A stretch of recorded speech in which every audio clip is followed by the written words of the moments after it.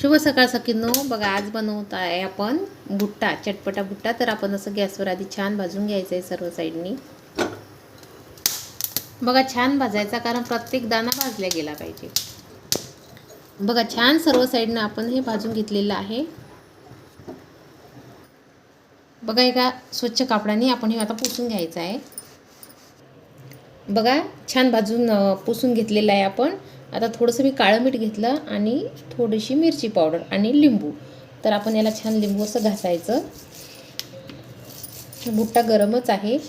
थोडंसं काळं मीठ सर्व साईडनी व्यवस्थित लावून घ्यायचं. आणि मिरची पावडर अगदी थोडी लावते मी, फार नाही लावायची. तुम्हाला आवडत असेल तर तुम्ही जास्त लावू शकता.